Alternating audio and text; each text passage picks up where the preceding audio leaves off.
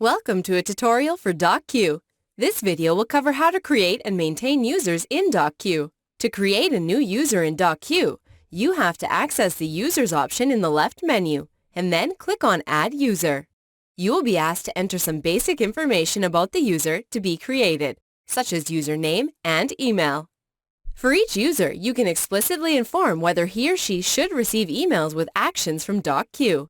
Those emails are sent every time a new document is in their queue. Then, you have to select a permission group for the new user. The permission group defines what functionalities this user is allowed to access within DocQ. For more information on group permissions, please click on the link provided here or in the description below.